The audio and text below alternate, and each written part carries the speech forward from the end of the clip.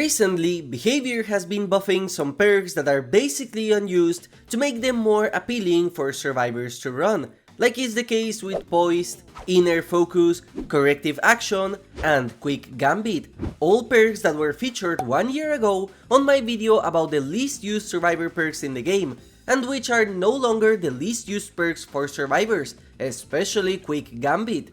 However, if there was one thing that Chaos Shuffle showed us, is that there are still a lot of survivor perks that are absolute stinkers. So let's take a look at which perks are the least used nowadays and learn why they are not used and what can be done to remedy that.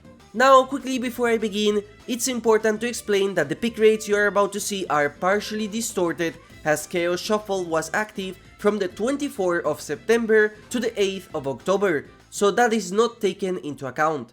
So let's start with the 10th least used perk in the game, and according to Nightlight, that perk is Scavenger, with only a 0.21% pick rate, and honestly, I am glad it's that way, because this perk is nasty in certain builds, and a lot of survivors are luckily sleeping on it. In fact, this perk is the third with the highest amount of escape rate out of all of them, proving that in a lot of cases, people running this end up winning.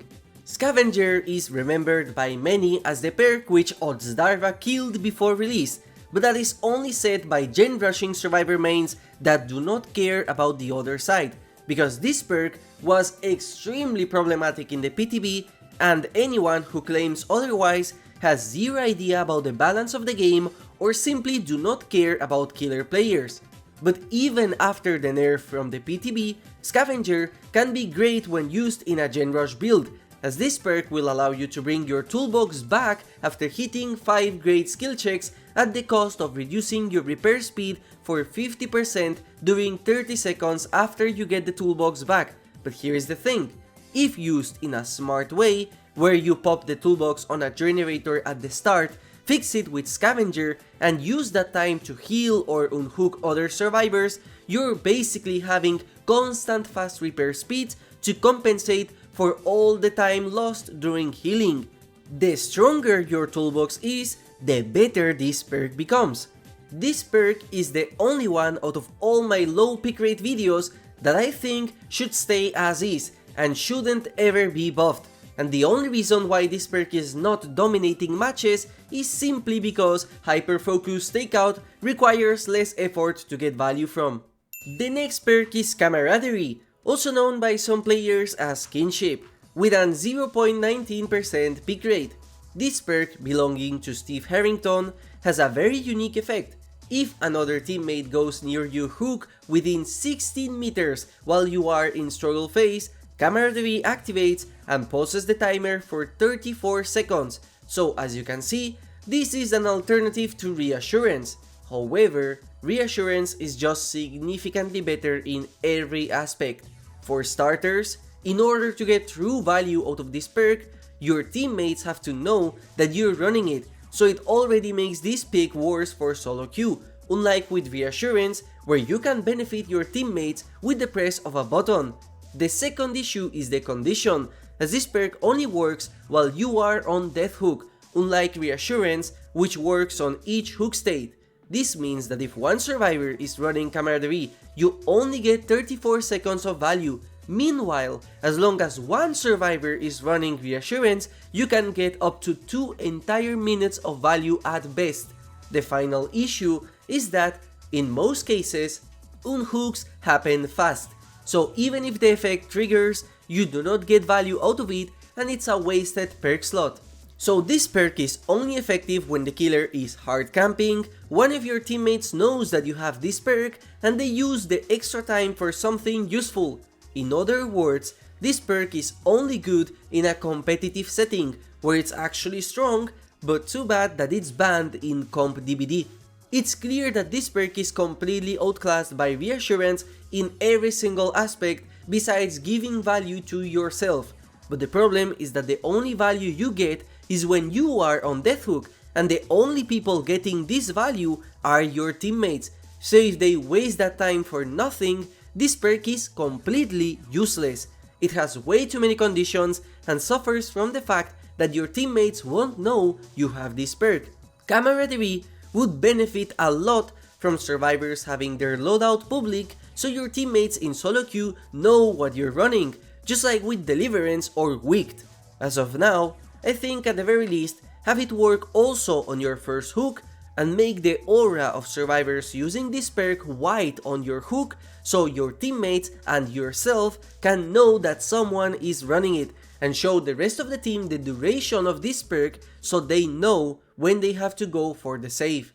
The next perk in this video, but with the same pick rate as Camaraderie, we have Low Profile, which is similar to Kinship in that you need something bad to happen in order to get value from it. In this case, Low Profile activates when you are the last standing survivor in the match, completely hiding your scratch marks, grunts of pain, and pools of blood in case you are injured. This perk is designed to be very similar to Soul Survivor and Left Behind, where the only purpose is helping players escape in the worst case possible. The thing is that you're bringing a perk which helps in a worst case scenario when you could bring a better perk that works at all times and gives value through the match.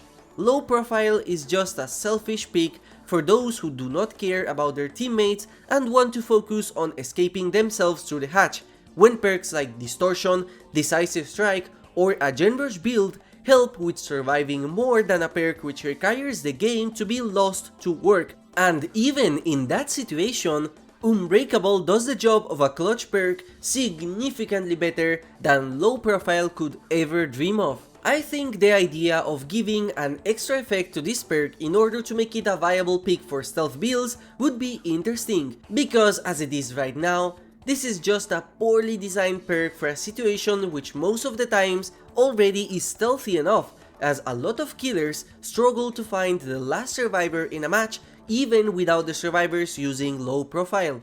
With a 0.17% pick rate, we now have Rookie Spirit, a perk from Leon, which is apparently supposed to be an underrated pick, and I can see why. After hitting 3 skill checks, this perk activates permanently, which is only there for perk tiers because this requirement is completely useless. Rookie Spirit allows you to see the aura of generators that are being regressed, so in a way, it helps you pinpoint the area of the killer as well as locate places that need you to repair and stop the gens from regressing. It does seem to be very useful for solo queue, but there is a reason nobody uses it, even during the peak of the generator kick meta.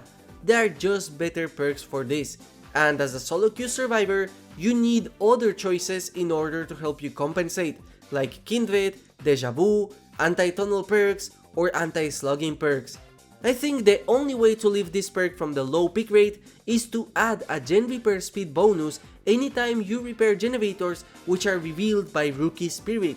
That way, you can run around the map in order to repair generators where a killer just chased off a survivor in order to compensate for them not being able to repair. However, I would make the bonus not something crazy since I would hate a gen rushing meta. Red Herring is the only perk from Zarina Kasir which has never been meta, as it sits around a 0.16% pick rate and is so bad that not even meme survivors want to run it. The only time Red Herring gets any value is when you use Blast Mine in order to force the killer to come to the generators. Otherwise, Diversion is just significantly better in all aspects. Red Herring, as the name implies, is a perk focused on distracting the killers in order to earn some time.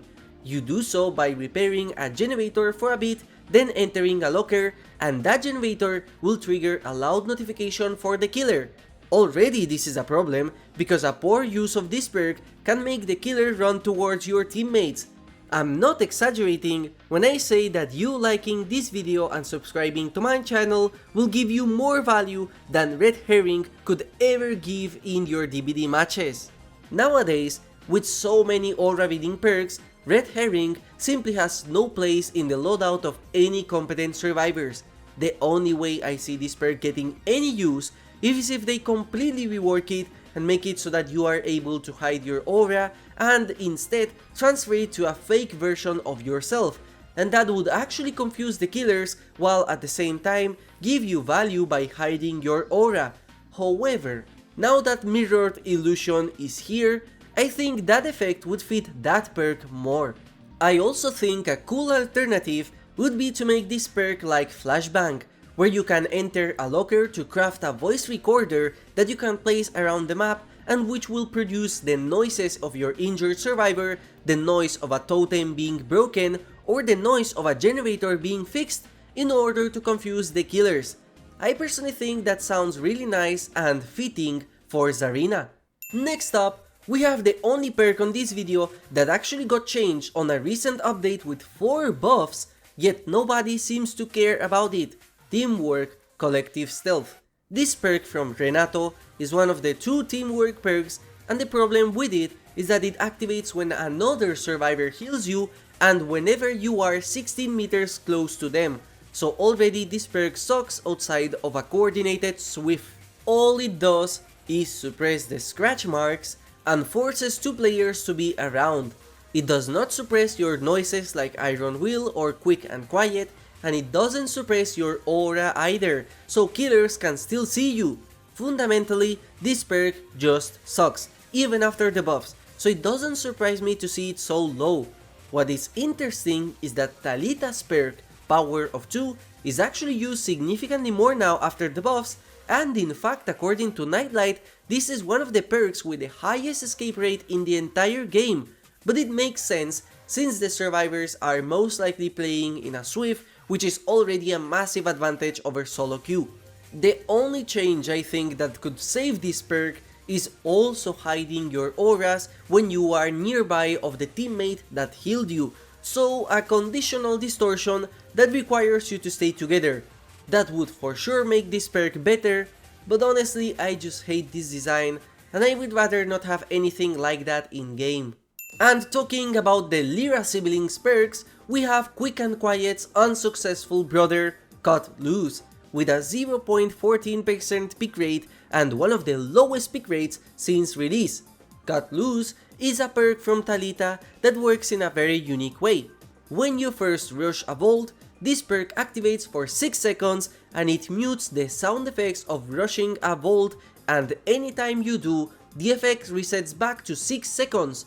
So the point of this perk was to use it in order to chain various vaults and escape the killers with that way.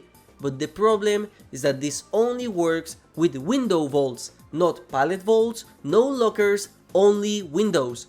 So outside of Larry's and very select main buildings, this perk is worthless.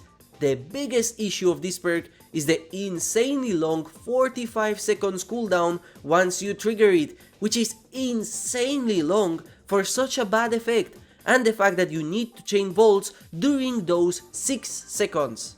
And that's why on the very same build of Dance With Me and Lithe, Quick and Quiet is just significantly better because it works on pallets and lockers and it only has a 20-second cooldown, so it combines really well with Dance With Me.